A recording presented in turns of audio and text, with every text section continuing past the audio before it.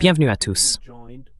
Aujourd'hui, je suis heureux d'être à nouveau accompagné de mon ami et collègue, le docteur Ezequiel Bistoletti, de la formidable chaîne YouTube en espagnol Demoliendo mitos de la política, ou en anglais Demolishing Political Myths. Ezequiel, bienvenue à nouveau. Salut Pascal, c'est agréable d'être à nouveau ici. Ezequiel, tu es argentin. Tu regardes les affaires mondiales à travers un prisme sud-américain. Les États-Unis, les Yankees, viennent d'envahir le Venezuela. Ils ont tué environ 80 Vénézuéliens, Cubains et autres personnes qui étaient là pour protéger le président. Puis ils ont enlevé le président. En tant qu'homme de la région, comment vois-tu cela? Je veux dire, qu'as-tu pensé en entendant la nouvelle? Eh bien, d'une certaine manière, je m'attendais à ce que quelque chose comme ça se produise. Mais laissez-moi vous dire, je suis argentin, bien sûr, mais j'ai rédigé ma thèse sur le Venezuela et Chavez. J'ai en fait vécu là-bas pendant mes recherches de terrain, donc je connais assez bien la situation. Je pense, Pascal, que pour comprendre ce qui s'est passé, il faut commencer par une vision plus large. La crise terminale de l'ordre unipolaire, le déclin accéléré des États-Unis, les luttes politiques internes aux États-Unis et, dans ce contexte, l'émergence de Trump. Et à partir de là, 4 grands changements dans la politique étrangère américaine.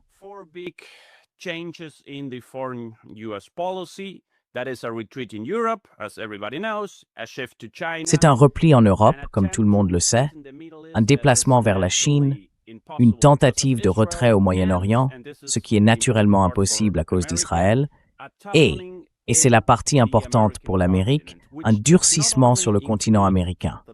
Cela inclut non seulement la partie latino-américaine du continent, mais aussi le Canada et, à terme, le Groenland. Ainsi, dans ce contexte, nous assistons à une tentative de rétablir une nouvelle forme de doctrine Monroe, cette doctrine Dunroe, comme on l'appelle maintenant. Et naturellement, nous voyons la volonté de s'emparer de toutes les opportunités et des ressources naturelles de la région.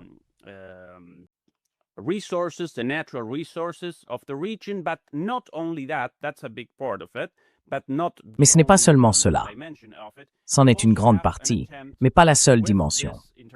Il y a aussi cette intervention au Venezuela, ainsi que de nombreuses autres interventions indirectes en Argentine, au Chili, en Colombie, partout où l'on va en Amérique latine.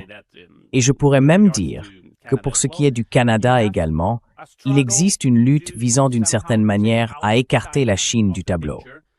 Or, la Chine est, de loin, le principal partenaire commercial de pratiquement tous les pays d'Amérique latine, la seule exception étant naturellement le Mexique.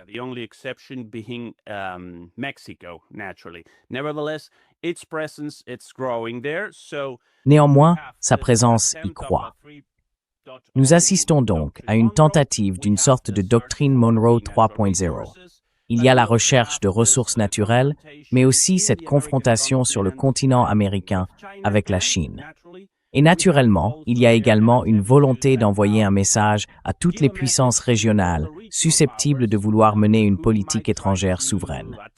Je parle ici principalement du Mexique, mais surtout, c'est un message adressé au Brésil. Dans ce contexte, les États-Unis lancent quelque chose que j'appelle désormais un impérialisme flagrant. Les États-Unis ont toujours été impérialistes, en particulier à l'égard de l'Amérique latine. Mais il s'agit maintenant d'une forme d'impérialisme manifeste. Ils ne se contentent plus de faire ce qu'ils ont toujours fait.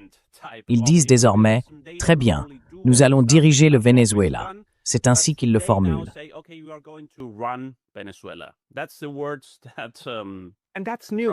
Et ça, c'est nouveau, non? C'est nouveau. Ils ont toujours essayé de le cacher, de mettre une sorte de gant de velours humanitaire sur le point de fer des États-Unis. Mais ils ont cessé d'essayer. Maintenant, c'est juste non. Cette patine de justification que vous aviez autrefois, à propos de la démocratie, du capitalisme, de la liberté libérale, et ainsi de suite, disparaît tout simplement.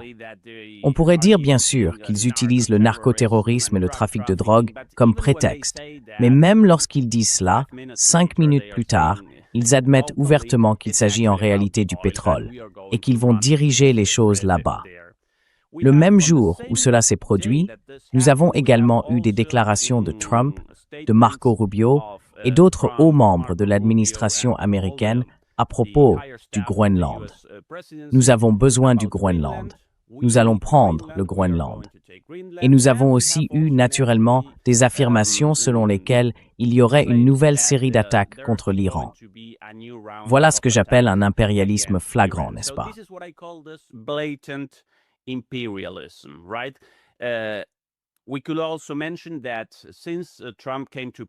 On pourrait aussi mentionner que depuis l'arrivée de Trump au pouvoir, je pense qu'il a déjà mené 6 ou 7 attaques. Il y a la Somalie, le Nigeria, la Syrie, le Yémen, maintenant le Venezuela. Et cela va continuer ainsi. C'est donc une situation générale, et dans ce contexte, du moins sur ma chaîne, beaucoup d'entre nous, analystes, s'attendaient à quelque chose de ce genre au Venezuela. Nous savions qu'il n'y aurait pas d'invasion ouverte. C'est une leçon que l'élite américaine a tirée de l'Irak et de l'Afghanistan. Intervenir avec des troupes au sol finit tôt ou tard par devenir un désastre. Ce qu'ils font maintenant, c'est simplement attaquer, exercer des pressions et essayer de diriger les choses, comme l'a dit Trump. En même temps, Pascal, ce que je vois, c'est un impérialisme complètement chaotique et anarchique.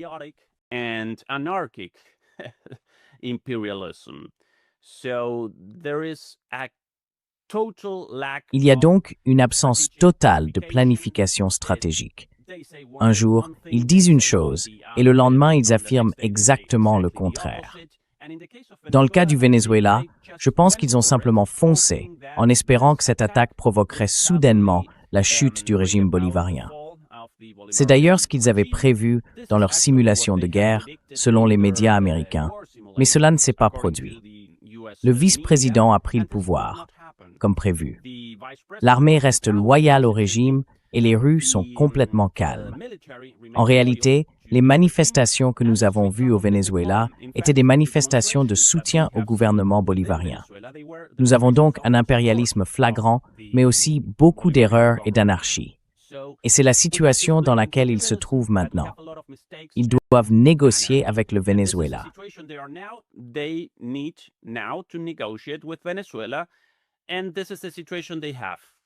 Et voilà la situation dans laquelle ils se trouvent.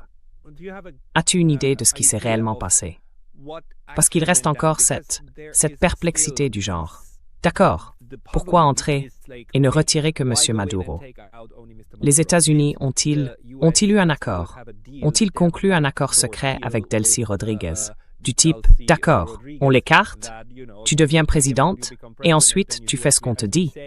Et on dira même à tout le monde que c'est ce qui va se passer. Et toi, tu obéis, ou on fera encore pire.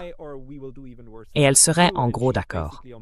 Donc, c'est essentiellement une lutte de pouvoir interne que Maduro aurait aussi perdue. Est-ce que c'est ce qui s'est passé? Ou bien est-elle une chaviste et en fait, ses paroles sont sincères? Et les États-Unis, comme tu l'as dit, n'ont pas compris que ce n'est pas seulement Maduro, mais tout un système. Quelle interprétation te semble la plus plausible?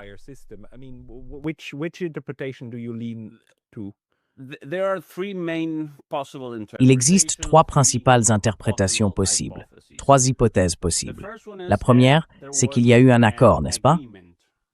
Faisons tomber Maduro et quelqu'un d'autre prendra la relève. Voilà la première.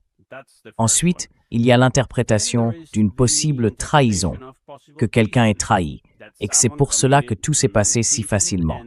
C'était surprenant de voir ces hélicoptères survoler Caracas sans que personne ne tire, au moins avec un manpads. Vous savez, il suffit d'une seule personne pour en tirer un sur l'épaule, un manpads contre un hélicoptère. Nous n'avons même pas vu cela. Et puis, il y a la troisième interprétation.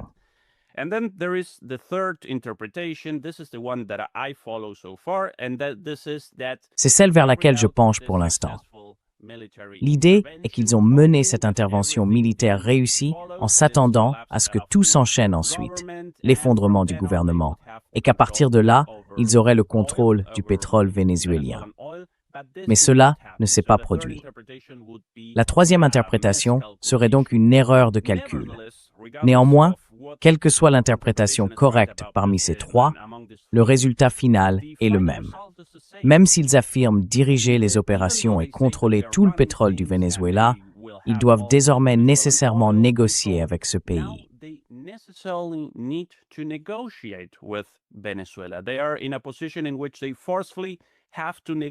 Ils se trouvent maintenant dans une situation où ils doivent négocier avec le Venezuela. Et le Venezuela, naturellement, doit aussi négocier avec les États-Unis. Mais en réalité, la position du Venezuela a toujours été ouverte à la négociation. C'est les États-Unis qui ne voulaient pas négocier avec le Venezuela. Et en parlant de ces erreurs stratégiques, de ces mauvaises évaluations, si l'on regarde le commerce pétrolier du Venezuela jusqu'en 2013 ou 2014, à peu près au moment de la mort de Chavez, la grande majorité du pétrole vénézuélien était vendu aux États-Unis.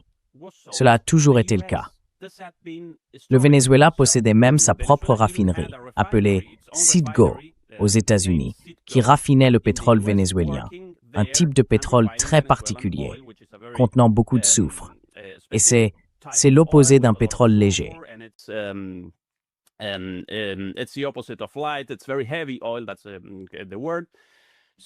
C'est un pétrole très lourd. C'est le mot. Voilà comment les choses se passaient, même avec Chavez jusqu'à sa mort. Chavez avait une rhétorique très nationaliste, très anti-impérialiste, et pourtant il a toujours continué à vendre du pétrole aux États-Unis. Et depuis 2014, je crois que c'était sous Obama, il y a eu plusieurs vagues de sanctions de plus en plus fortes à cause de cette politique hostile envers le Venezuela. Le gouvernement américain et les industries pétrolières américaines ont commencé à se retirer du Venezuela et ne pouvaient plus commercer comme avant, ou du moins pas dans les mêmes volumes. Alors, à qui le Venezuela vend-il son pétrole aujourd'hui? À la Chine, environ 80%, n'est-ce pas?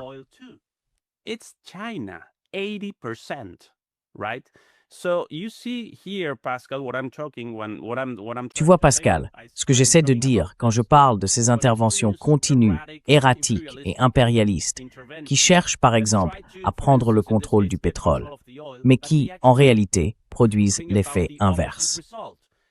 Et il faut se rappeler que c'est similaire à ce qui s'est passé en Irak en 2003. Ce sont les Chinois qui exploitent maintenant le pétrole en Irak. On voit donc encore une fois l'impérialisme à l'œuvre. Mais il y a aussi beaucoup de chaos, beaucoup de décisions prises sans méthode, un manque de réflexion stratégique. Et maintenant, encore une fois, il y aura une négociation où les deux parties devront s'asseoir et décider quoi faire du pétrole dans la situation actuelle.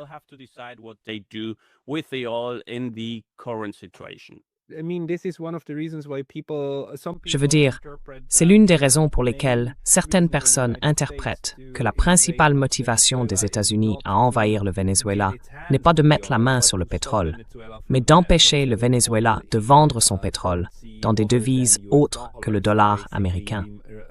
En somme, de remplacer le pétrodollar saoudien par un pétrodollar vénézuélien et de stabiliser la monnaie internationale, plutôt que d'obtenir le pétrole lui-même. As-tu déjà réfléchi à ce type d'argument?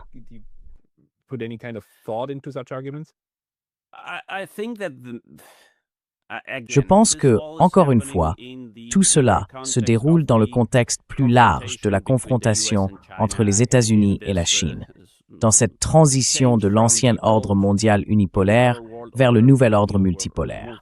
C'est donc aussi, naturellement, une question de la présence de la Chine dans la région. Lorsque Trump a commencé à imposer des droits de douane à pratiquement tous les pays, dans le cas de l'Amérique latine, les accords finalement conclus étaient les suivants. D'accord, nous arrêterons ces nouveaux droits de douane, nous les suspendrons, mais vous devez cesser de commercer avec la Chine. C'est ce qu'ils ont imposé au Mexique. Quelque chose de similaire a été dit à l'Argentine. Ils ont essayé de faire la même chose avec le Brésil, mais ils n'y sont pas parvenus. Ils n'y sont pas parvenus.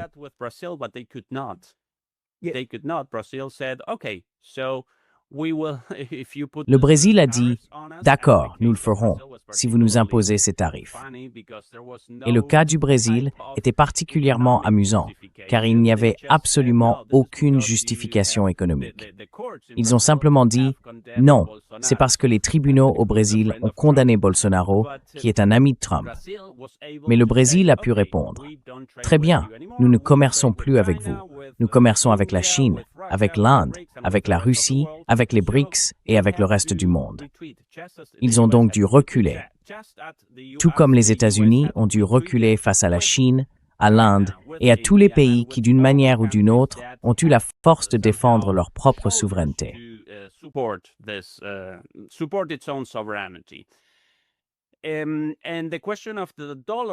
Et la question du dollar joue naturellement aussi un rôle.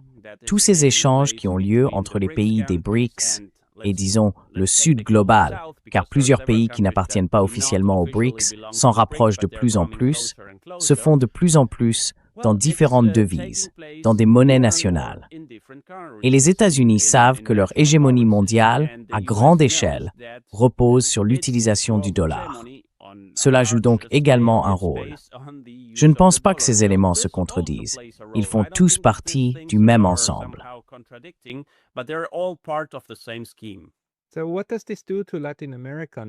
Alors, qu'est-ce que cela signifie pour l'Amérique latine maintenant?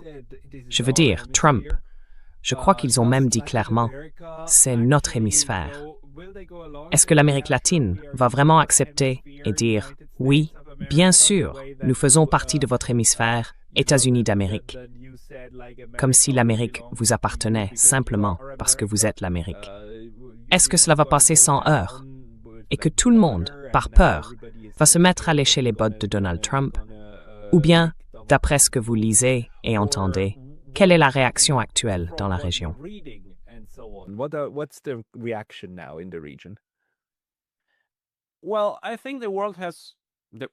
Eh bien, je pense que le monde, y compris l'Amérique latine, a réagi à cela en fonction des deux pôles qui réapparaissent dans le cadre d'une vision plus large.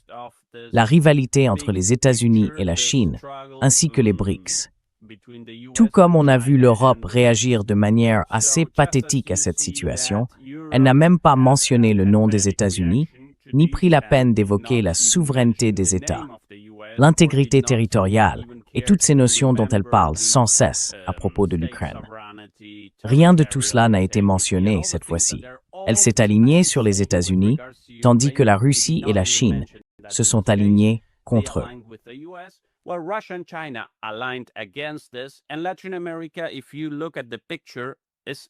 Et l'Amérique latine, si l'on regarde la situation, est désormais clairement divisée en deux.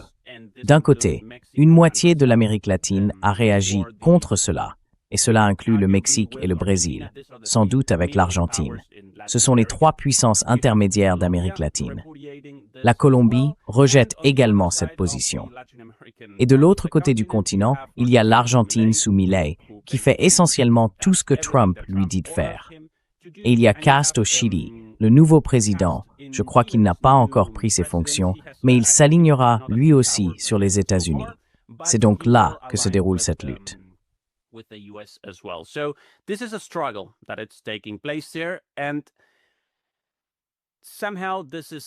Et d'une certaine manière, cela a toujours eu lieu.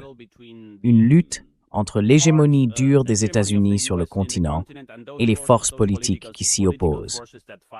Mais la nouveauté, sans doute, réside dans la dimension directe de l'intervention que l'on observe même dans des pays où les États-Unis n'interviennent pas militairement, comme au Venezuela. Je peux donner l'exemple de l'Argentine et de ce qui s'est passé il y a quelques mois. Nous avons eu les élections de mi-mandat et Milei allait les perdre. Il était très clair que l'économie était sur le point de s'effondrer une fois de plus. Et Trump est intervenu ouvertement dans le processus électoral en déclarant qu'il sauverait l'Argentine grâce à un plan de sauvetage.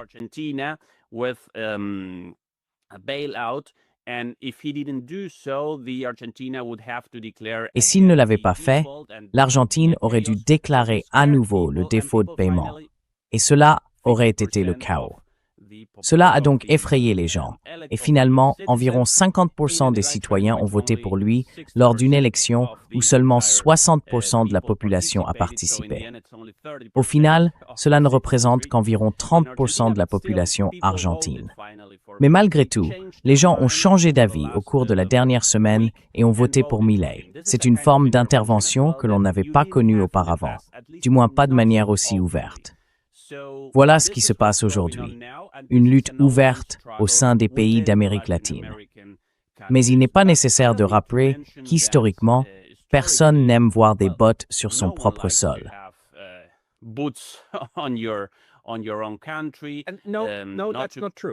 Non, ce n'est pas vrai. Les Européens adorent ça. Ils adorent l'occupation. Oui, ils l'adorent. Ils la louent, ils l'honorent, ils lui rendent hommage. Certains le font.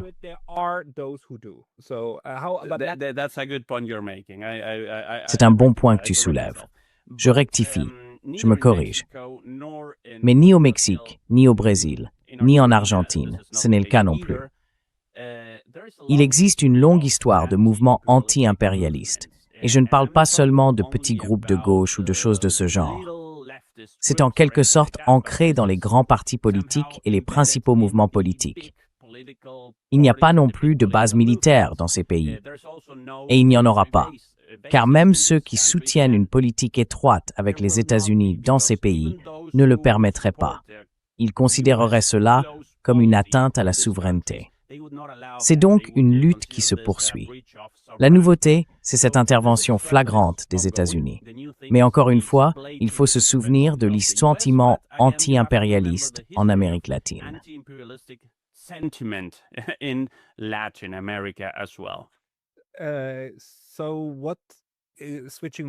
Alors, pour revenir au Venezuela, l'une des craintes est que cela puisse provoquer un soulèvement civil, voire une guerre civile, si le pouvoir au Venezuela se fragmente entre différents groupes. Pensez-vous que ces craintes sont justifiées, ou bien la présidence Rodríguez sera-t-elle capable de maintenir la cohésion?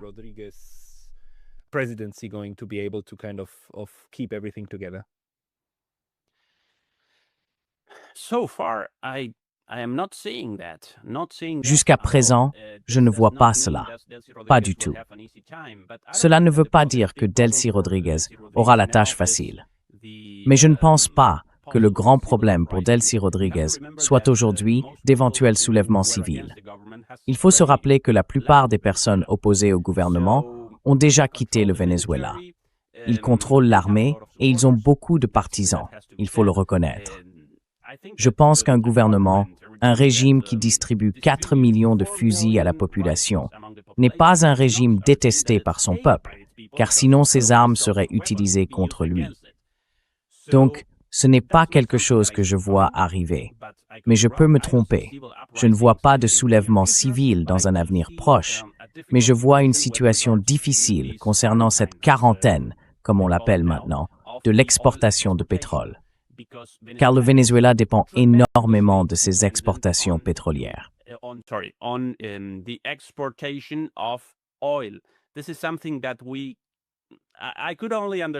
Je n'ai pu le comprendre que lorsque j'y étais. Si vous allez au supermarché et que vous voulez acheter du beurre, vous ne trouverez pas de beurre vénézuélien. Vous achèterez soit du beurre français, soit du beurre d'Uruguay, par exemple. Ce qu'ils font, ce qu'ils produisent, c'est du pétrole. Ils gagnent de l'argent.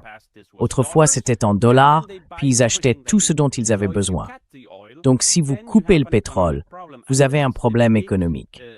C'est pourquoi les sanctions ont été terribles pour le Venezuela. Elles ont commencé en 2014. En réalité, elles avaient débuté avant, mais elles sont devenues bien plus importantes, bien plus profondes depuis. Et dans les années précédentes, à l'époque où Chavez était au pouvoir, ce qu'il avait fait, c'était essentiellement nationaliser le pétrole, même si au Venezuela, le pétrole n'avait jamais été officiellement privatisé.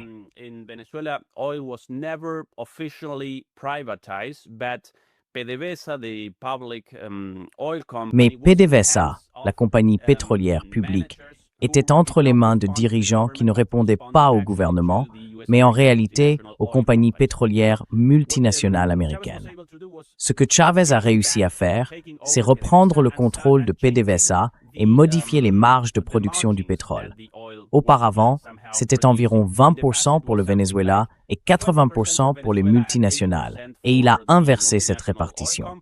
Cela est devenu 80% pour le Venezuela et 20% pour les compagnies pétrolières.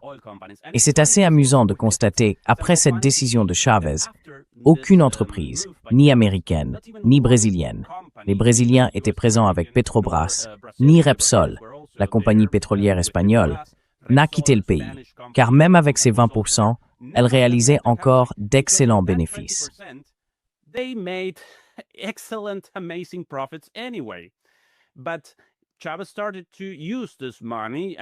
Mais Chavez a commencé à utiliser cet argent et à le redistribuer.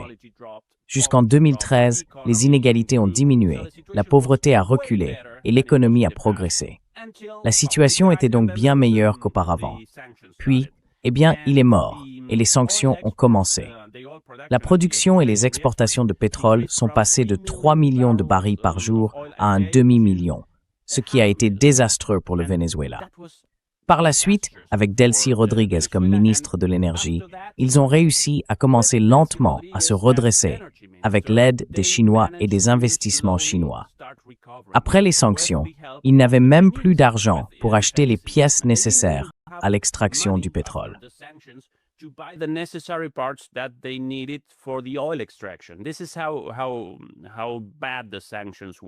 Voilà à quel point les sanctions étaient dures. En ce moment, ils produisent environ 1 million de barils de pétrole par jour et la production augmente, tandis que l'économie se redresse. Depuis 2021 ou 2022, ils ont connu des taux de croissance très élevés après l'énorme perte subie au début des sanctions. Aujourd'hui, ils se retrouvent dans une situation où ils ne peuvent plus exporter de pétrole, car leurs pétroliers sont saisis. Hier encore, 2 navires ont été saisis. Je pense donc que c'est la principale carte que Trump a à jouer maintenant, non? Ils vont bientôt faire face à de très graves problèmes économiques et ils négocieront donc sous pression, c'est certain.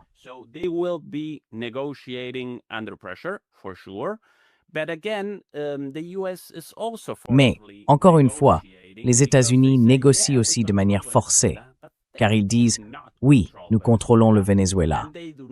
Mais en réalité, ils ne contrôlent pas le Venezuela, et ils ne veulent pas l'envahir.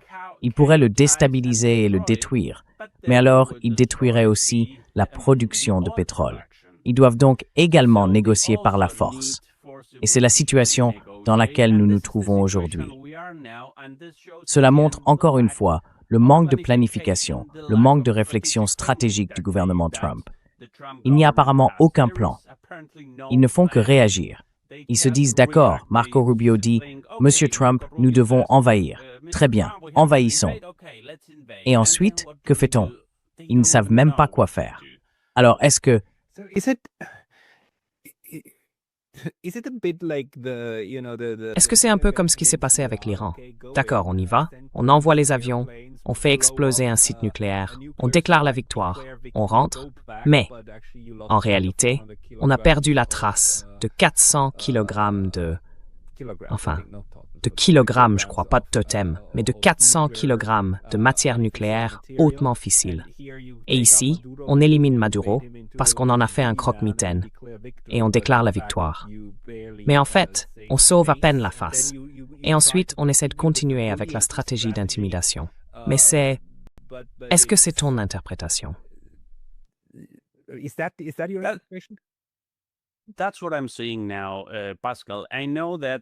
C'est ce que je vois maintenant, Pascal. Je sais que les médias traditionnels présentent cela différemment partout.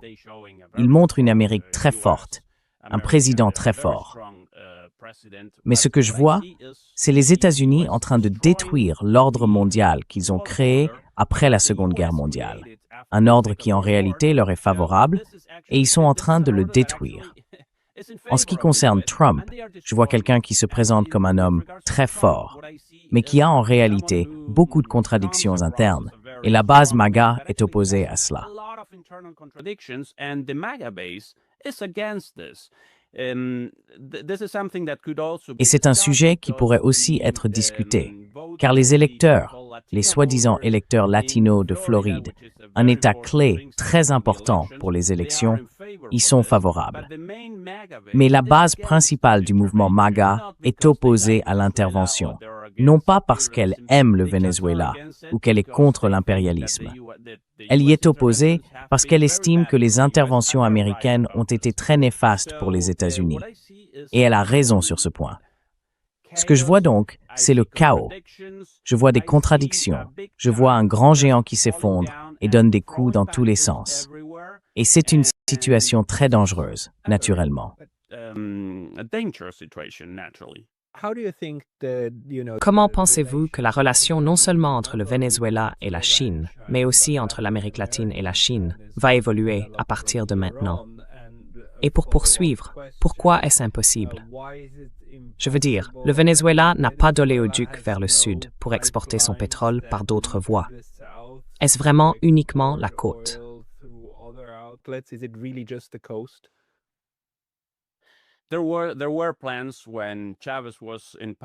Il y avait des projets à l'époque où Chavez était au pouvoir, ainsi que Lula et Kirchner, il y a plus de 10 ou 15 ans. On parlait alors d'un gazoduc traversant toute l'Amérique du Sud, mais il n'a jamais été construit. Il aurait coûté une somme énorme.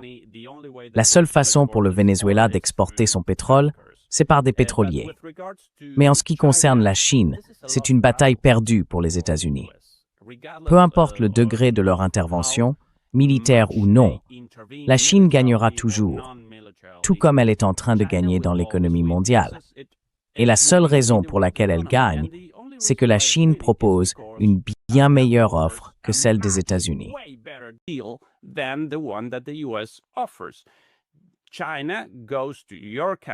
La Chine se rend dans votre pays, que ce soit le Brésil, le Mexique, l'Argentine ou un pays africain, et dit très bien, nous allons commercer avec vous, nous allons investir, nous allons gagner de l'argent. Ils ne font pas de la charité, pas du tout, mais ils concluent des accords gagnant-gagnant. Ils investissent et nous allons tirer profit de cet investissement. Nous allons obtenir des ressources naturelles. Il est probable que vous achetiez aussi nos produits. Mais nous construisons quelque chose sur place. Nous bâtissons, nous investissons, nous développons l'économie. C'est donc une situation gagnant-gagnant. Et la relation que les États-Unis ont toujours eue avec l'Amérique latine est essentiellement une pure exploitation, voire, dans les cas extrêmes, une intervention militaire.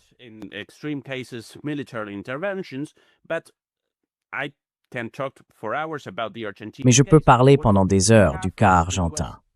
Ce que nous voyons, c'est que les États-Unis essaient d'empêcher les économies d'Amérique latine de se développer sur le plan industriel. Ils utilisent le mécanisme de la dette, essentiellement la dette extérieure, comme moyen d'empêcher les pays de se développer. Et qui douterait une seconde de la meilleure option? Soit cette relation avec les États-Unis qui freine et fait tout pour vous empêcher de développer votre économie en vous maintenant la tête sous l'eau avec la dette, soit un accord gagnant-gagnant avec la Chine. Ce sont les deux modèles qui s'affrontent ici, et le modèle chinois l'emportera toujours.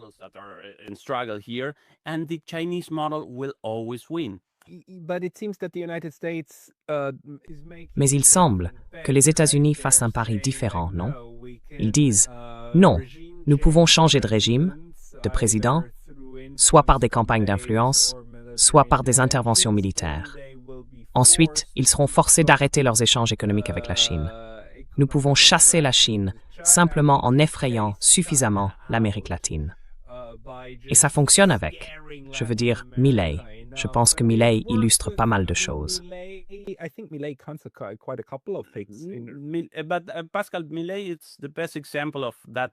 Mais Pascal, Milei est le meilleur exemple de ce qui ne fonctionne pas. Lorsqu'il est arrivé au pouvoir, Milei était le plus grand admirateur des États-Unis. Et en somme, il représente un gouvernement d'occupation en Argentine. Et quand il a pris le pouvoir, il a déclaré « Oh, nous allons mettre fin à toutes les relations avec la Chine ». Mais il s'est immédiatement rendu compte, une fois en poste, que s'il rompait tous les liens commerciaux, économiques et financiers avec la Chine, l'économie s'effondre de filer. Il devrait en réalité la fin du paiement de la dette. Alors qu'a-t-il fait?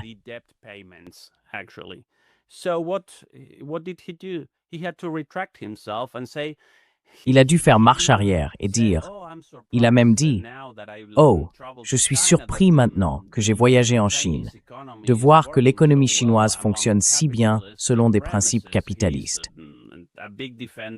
C'est un grand défenseur du capitalisme débridé, donc il ne pouvait pas chasser les Chinois d'Argentine, car sinon l'économie et son gouvernement se seraient effondrés. Et c'est ce qui se passerait dans n'importe quel autre pays d'Amérique latine. On peut essayer de faire pression sur les Chinois en Amérique latine, c'est ce que font les États-Unis, mais ce n'est pas la décision la plus intelligente, et ils perdront. Ils devraient essayer de négocier. Mais qui suis-je pour dire cela aux yeux de Trump, n'est-ce pas?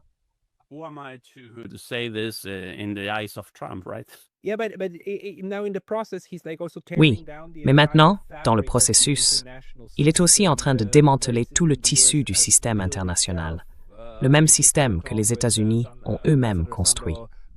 Je viens d'avoir une conversation avec l'ambassadeur Sándor Kuchai de Hongrie, et il m'a dit « Écoutez, c'est un tournant. En 40 ans, nous n'avons jamais connu un moment pareil. Les États-Unis se retirent désormais de plus de 66 organisations internationales, dont 31 au sein de l'ONU. C'est une attaque frontale contre le système lui-même, celui qui permet non seulement au commerce mondial de fonctionner. Je veux dire, l'attaque contre l'OMC, l'Organisation mondiale du commerce, n'est pas nouvelle, mais maintenant, c'est tout le reste aussi, y compris les normes et les institutions diplomatiques. Alors, est-ce que tu interprètes cela un peu comme Rome? Rome brûle et Néron continue de chanter. Parce que cela détruira tout ce sur quoi les États-Unis s'appuyaient autrefois pour projeter leur puissance.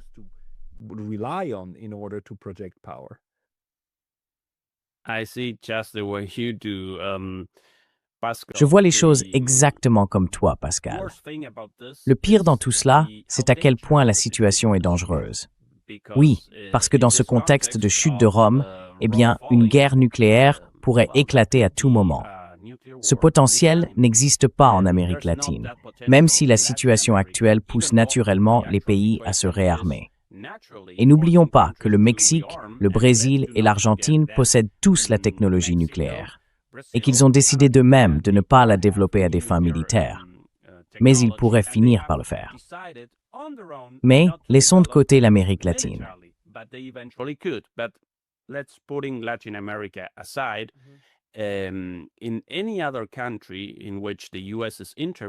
Dans tout autre pays où les États-Unis interviennent, il y a toujours la possibilité d'une escalade, et cette escalade pourrait devenir nucléaire.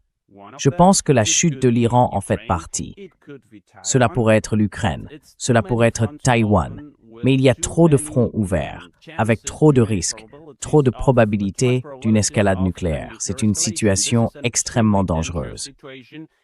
Et chaque fois que je parle de mon analyse prospective pour 2026, je me souviens avoir dit l'année dernière que 2025 serait pire que 2024 et que 2024 serait pire que 2023. Et maintenant, c'est pire que 2025. C'est donc une escalade continue. Et c'est très très dangereux, comme vous le savez.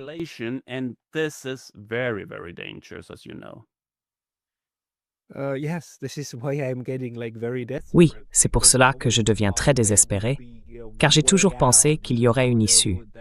Vous savez, qu'au moins en ce qui concerne la confrontation entre superpuissances, la nouvelle administration serait plus raisonnable. Et ils ont commencé de cette manière, en disant « D'accord, nous devons parvenir à un arrangement. Nous devons conclure un accord avec Pékin et Moscou, et ainsi de suite. » Mais à présent, il semble que tout cela ait disparu. Et même des attaques contre la résidence privée de Vladimir Poutine sont envisagées.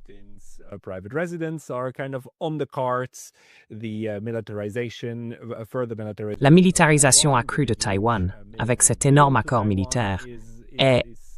Eh bien, le Japon a un peu fait ce que le Japon a fait de son côté. C'était simplement stupide. Je mets cela un peu à part, et je distingue Je ne pense pas que ce soit orchestré par les États-Unis. C'était une stupidité locale.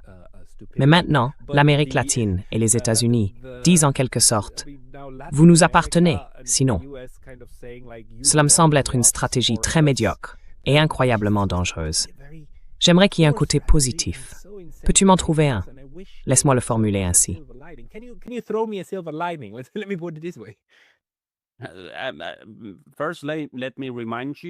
Tout d'abord, permettez-moi de vous rappeler la saisie de ce pétrolier russe hier.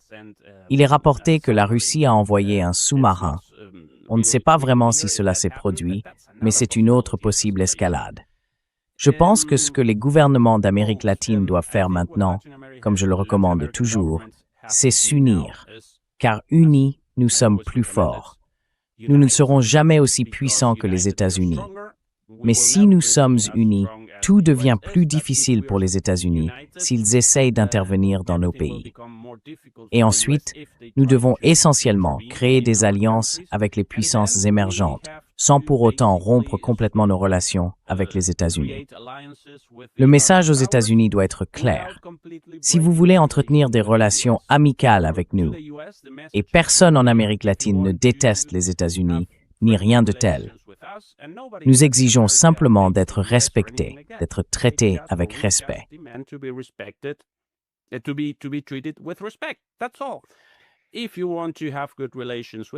C'est tout.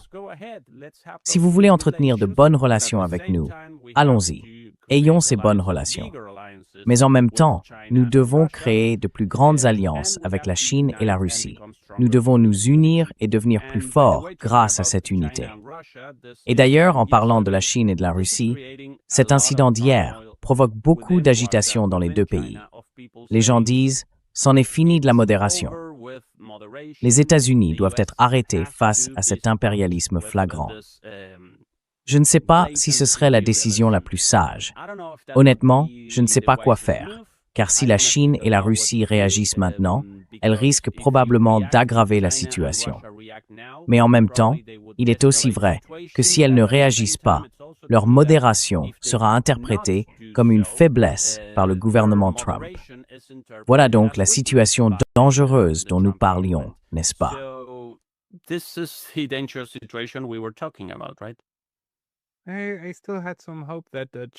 J'avais encore un peu d'espoir que la Chine coupe simplement l'approvisionnement en terres rares et freine sérieusement les États-Unis dans leur capacité, disons, de faire la guerre, parce que c'est un point très très faible. Mais apparemment, les États-Unis ont trouvé un moyen de convaincre la Chine de ne pas le faire. Désolé, mais encore un dernier point, peut-être. Sur Twitter, j'ai lu beaucoup de messages de prétendus Vénézuéliens qui célèbrent la chute de Maduro et disent que si tu n'as pas souffert sous le régime, alors tais-toi. Tu n'as aucun droit de parler. Parce que c'était un terrible dictateur. Et c'est comme avec Saddam Hussein, non? Les gens sont contents qu'il soit parti et tout le monde fête ça dans les rues. D'après ton expérience du Venezuela, que dirais-tu, à peu près? Combien de pourcentage de Vénézuéliens, à l'intérieur et à l'extérieur du pays, étaient contre le régime chaviste? Et combien le soutenaient plus ou moins? Et où se situe le milieu, à peu près?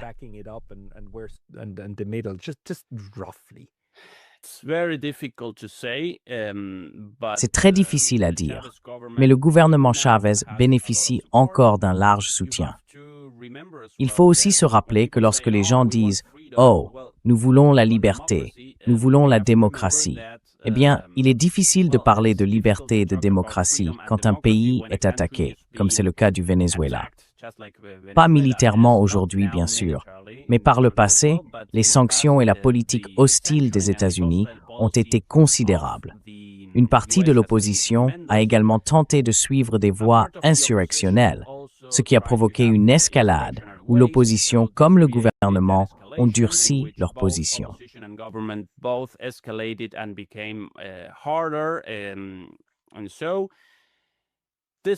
Et donc, voici le contexte. Je ne sais pas, il est très difficile d'en donner un pourcentage. Beaucoup de gens soutiennent le gouvernement, beaucoup d'autres le rejettent. Mais ce que j'essaie de dire, c'est que le contexte auquel ce gouvernement doit faire face n'est pas un contexte normal.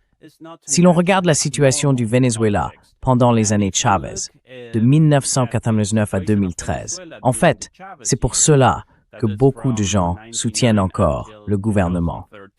Les conditions de vie s'étaient améliorées, surtout pour les plus pauvres, mais aussi pour les classes moyennes, de manière spectaculaire.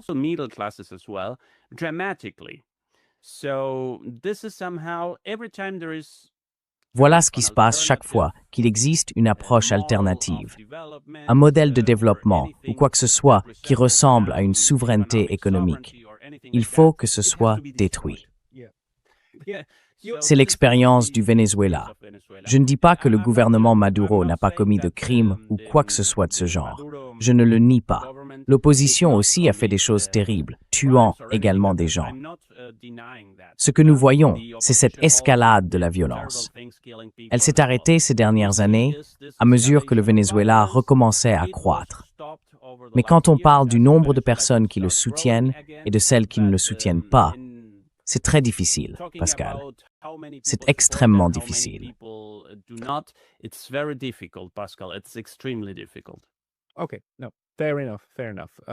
D'accord.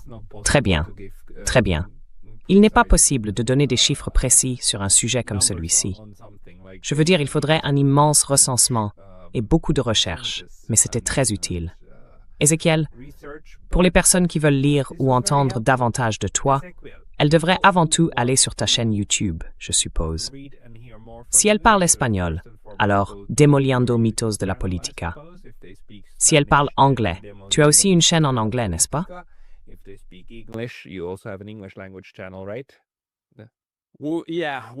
Oui, nous essayons de mettre en ligne tout ce que nous faisons en espagnol, doublé avec de l'intelligence artificielle. Nous avons un petit retard de quelques jours, mais nous y travaillons. Donc, Demoliendo mitos pour ceux qui parlent espagnol et Demolishing myths pour ceux qui parlent anglais. Ils peuvent me suivre là-bas. Allez trouver le Dr Ézéchiel Pistoletti. Ézéchiel, merci beaucoup pour votre temps aujourd'hui. Un plaisir, comme toujours.